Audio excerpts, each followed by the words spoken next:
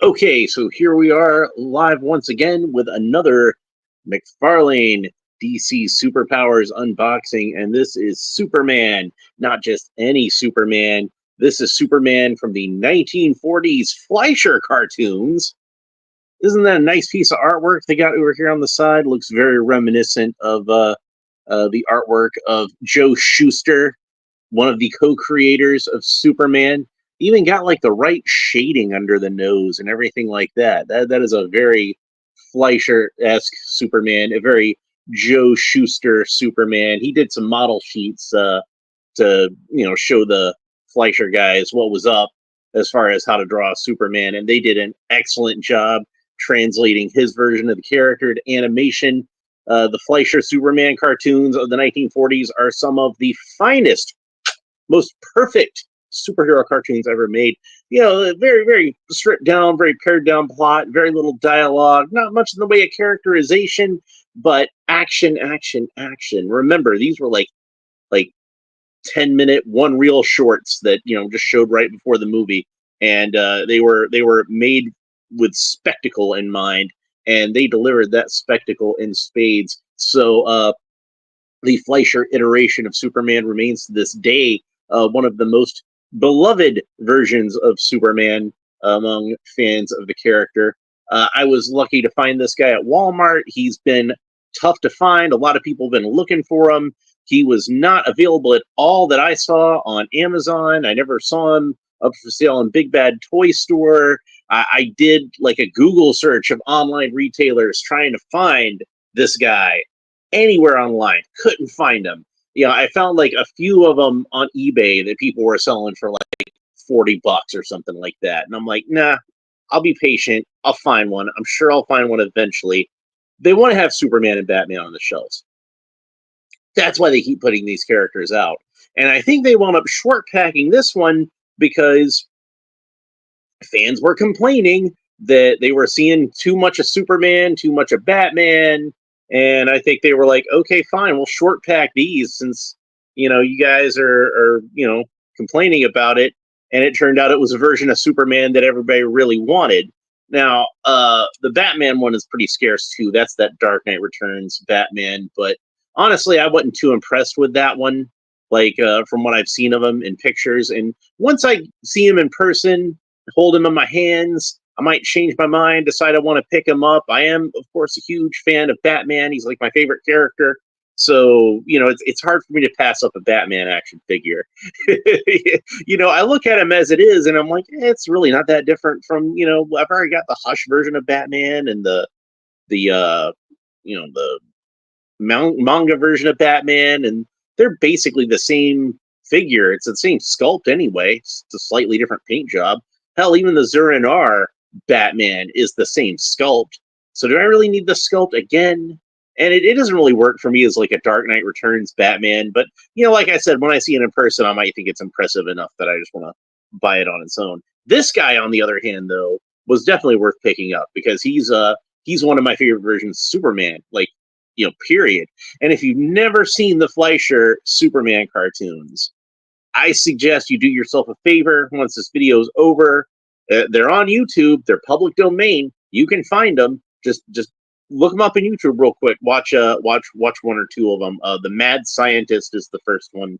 It's actually doesn't really have a title on it. You just kind of call it the Mad Scientist because he was the villain in it. But definitely worth checking out that one. Arctic Giant. Mechanical Monsters, the Bulleteers is another favorite of mine, but really you can't go wrong with any of the Fleischer Superman cartoons. They did, I think, like the first like God, how many was it? Let's see. I had it pulled up here. Look on the Wikipedia page real quick.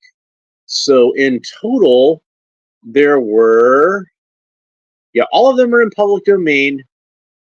And it was a series of 17 animated shorts, and I believe like the first half of them were done by Fleischer Studios, and then Paramount took over the studio and kicked the Fleischer brothers out, and it became Famous Studios. Hi, Aunt June, how you doing? I hope you're doing Hope you're doing well. I'm saying that just as you typed it. That's funny. So yeah, Paramount came in, took over the studio, kicked the Fleischer brothers out, and renamed it Famous Studios. And the quality kind of dropped off a little bit, just at the studio in general. Over like both the not just the Superman cartoons, but Popeye and pretty much everything else they were doing. It just kind of they got a little more mundane after that. But still, the Superman cartoons are good and worth watching in that second half. They're just not as good as the earlier ones that the Fleischer brothers were involved in. Well, I'm glad you're hanging in there. I believe in you. Tough it out. You can do it. Yeah. So Aunt June's been she had to get an operation recently. So everybody wish my Aunt June luck and a speedy recovery. So we all love seeing Aunt June around here, don't we? I know I do. Anyway, let's get back to the figure. So, like I said, I really like the artwork on there. You can see he's got a darker blue to the suit than Superman usually has, which the figure is kind of more like the standard Superman blue, like the standard blue you see on a Superman figure. Like I have actually my original superpowers from when I was a kid, and you can see like it's not quite as bright as that one, and of course mine's a little dingy with age, but it's not quite as dark as what they had in the animation also. So they kind of like muted the colors a little bit.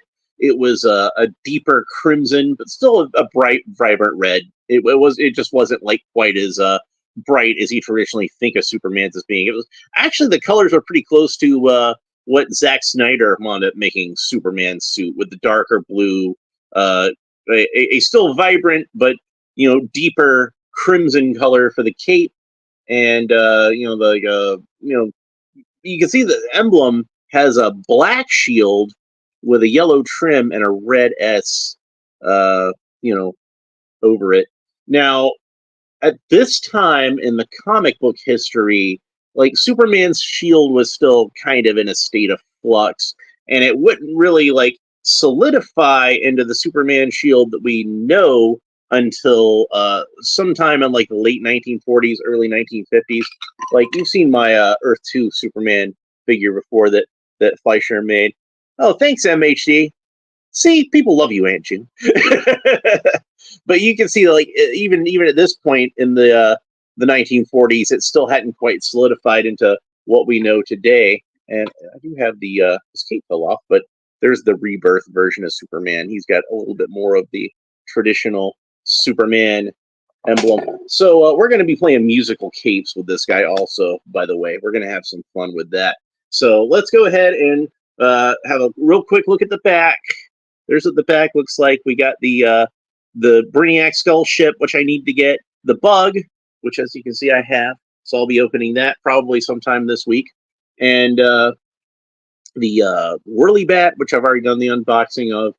All these figures, whole bunch of figures that we have by now. We've opened most of these.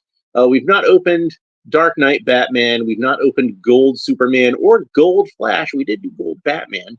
Not Reverse Flash, because he is just impossible to find. I have not done an unboxing of the Batman Who Laughs. Both the Robins I've done. Thomas Wayne Batman, Hush Batman, Detective Batman, Black Costume Batman, Gold Costume Batman, Manga Batman. Yeah, we've done most of these by now. Both versions of Nightwing, Aquaman. I haven't done the blue cape version of Wonder Woman, but I have done the red cape version of Wonder Woman. And this is just a different paint job. All right, so let's go ahead and open them up. And we can have a look at this figure. And it looks like it's not glued on quite as well as some of these have been lately, but still better than Detective Batman. Because I did kind of, you see some of the paper tore there, and you see I actually did have to tear it, but there are some spots where you can see where the glue didn't quite connect. So we got the first plastic tray, which holds the cape in shape. You got the second plastic tray, which has the actual figure in it. I'm going to take his cape off as I take the figure out of the package, because that'll make it easier for me to take the cape out through the back. We got that out. Now, one of the unfortunate things about this figure in particular that I've noticed online, ooh, that's really bad, is since he's got that red cape, the dye from the fabric winds up getting onto his shoulders. Now, the really weird thing about that is, geez, where did he go? I just had him. Yeah, the Rebirth Superman, you can see that he doesn't have anywhere near that kind of problem. And he had a red cape on him in the package. I don't know why that he didn't have that problem, but somehow Fleischer Superman, it's just it just seems to be something that happens with this figure. I don't know if it's maybe just like this particular type of blue plastic is just really prone to it, or maybe they changed the type of fabric that they're using on these capes, and there's like maybe they changed the type of dye they're using on it, and it doesn't wash out quite as well. It doesn't seem like it marked up his neck too much, but I can see like a little bit of red on his neck, just a little bit. It's not that noticeable, but man, is it ever bad on his shoulders. He's just got like purple all over his shoulders with that red bled into the blue. And the other flaw with mine that I noticed is that he's got like this little spot right next to his belt buckle, and I'm hoping that's something that'll just scrape off. And sure enough, it seems to be coming right off. Just a little bit of scraping with my fingernail. I think it's like a little scrap of paper that somehow got stuck in the yellow paint when it was being applied. I got it off mostly. There's like maybe like a little bit of adhesive tape or something that got stuck on, like some masking tape or something that got stuck on there somehow at the factory. But I got it off. So pretty much he's wearing a classic style Superman costume. Now, as I pointed out before, he does have the unique emblem of the Fleischer cartoon. That was, I think you see him that way in some comic strips at the time, with it colored in that way. I think probably the reason for the black is because since they were coloring that way in the comic strips, it's a black and white comic strip, so they put the black shield in there so that it'd be a little more, it'd stand out a little more in the black and white printing. So, and then when they would color it, when they'd reprint those comics in like a comic book or something, sometimes they'd print it with a yellow outline around it. So you'd see it that way in the comic books sometimes. But usually when you see this particular emblem, it's the Fleischer emblem that they're trying to bring to mind. So Frank Miller used this emblem in The Dark Knight Strikes Again. Once Superman turns on Lex Luthor and Brainiac and goes after the bad guys finally, in that he starts wearing the Fleischer Superman emblem. So it's like he's taking him back to the golden age almost. Of course, Alex Ross did a Superman emblem with a black shield in the background. That's in his Kingdom Come series. So that's another homage to this version of Superman. He pretty much copied the coloration of that particular suit. So yeah. But you can see another difference is that he has a red belt instead of a yellow belt, and just has a yellow buckle on there.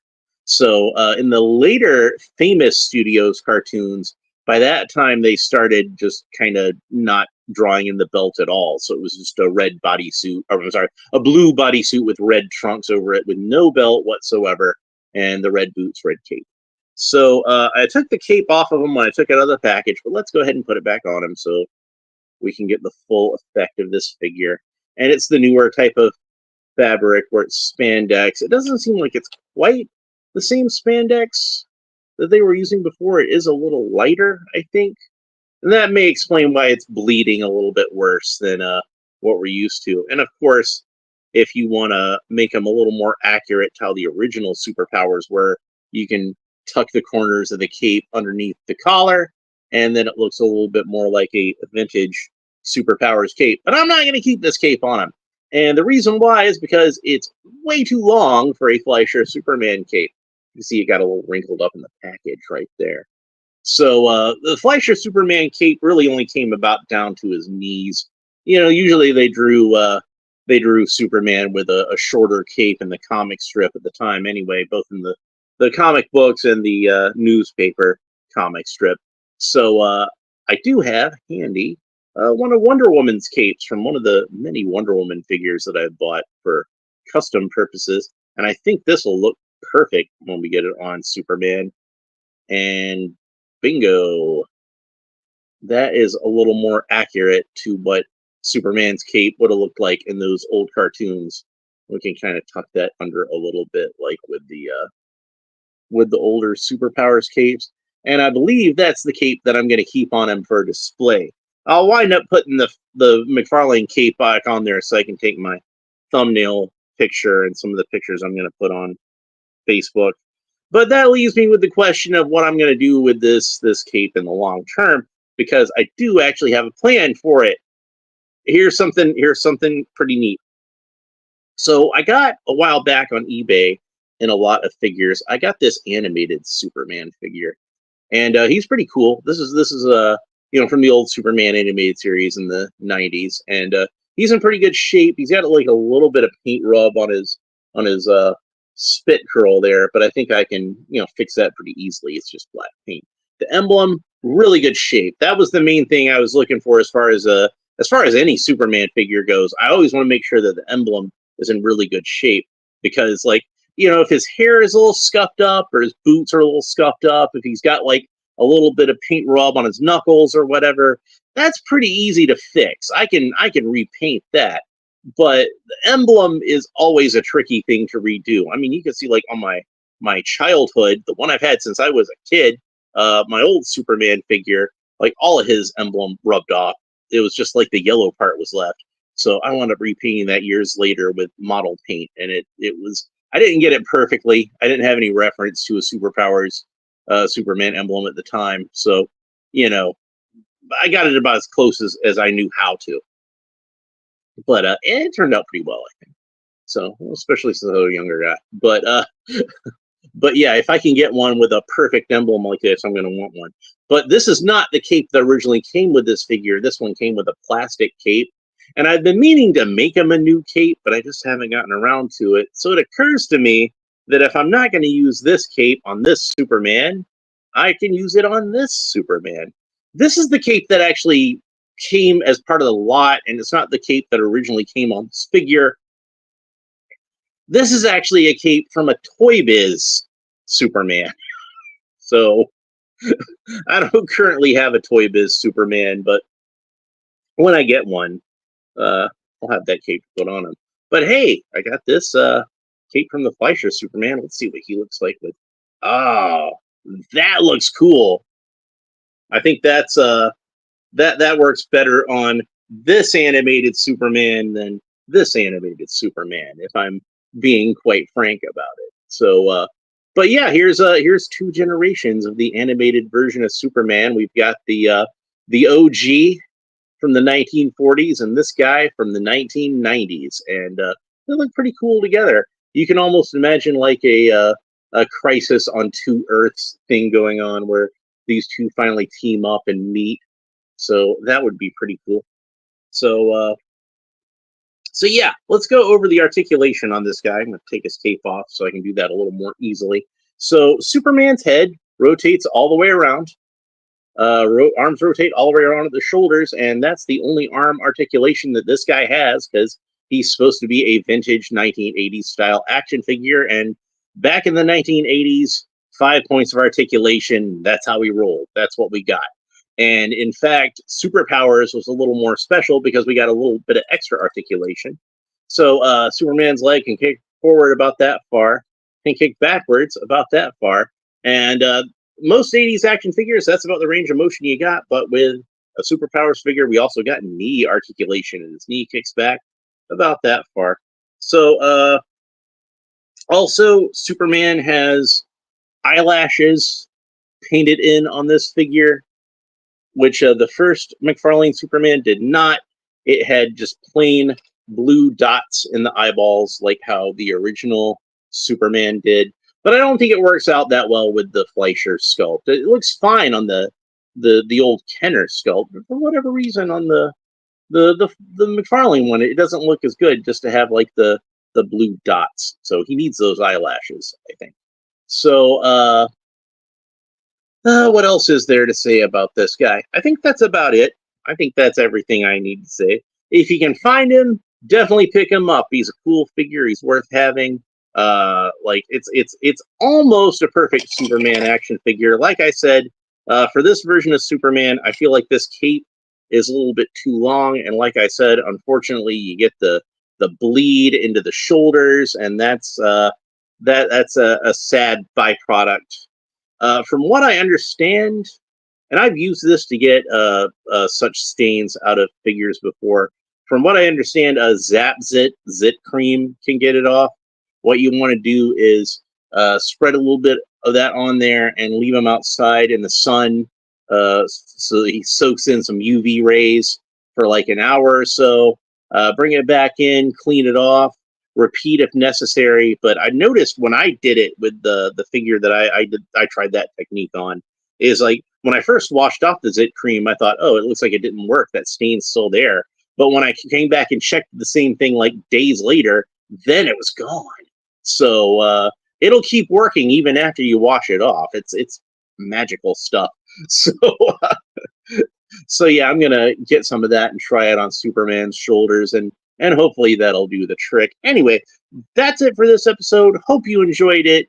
I do have more superpowers in the future because I've got the bug back here to open up, but that's all the figures I have for now, unless I happen to find the Dark Knight Returns version of Batman out in the wild, or yeah, right, Reverse Flash in my dreams. Bye, Aunt Ju. Thanks for stopping by. If you enjoyed this episode, please make sure you like and subscribe. All the fun YouTube stuff down below. Leave a comment. Oh, thanks, MHD. It's always a pleasure to see you stop by as well. So,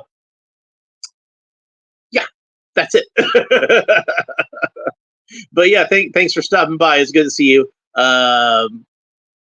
Make sure you like and subscribe. All the fun YouTube stuff down below. Leave a comment. Let me know what you think about Superman, both the character in general and this figure specifically, and the Fleischer Superman cartoons. And if you haven't seen those, like I said, they're on YouTube. Look them up right now. Watch them. Enjoy them. We will talk to you next time. Bye.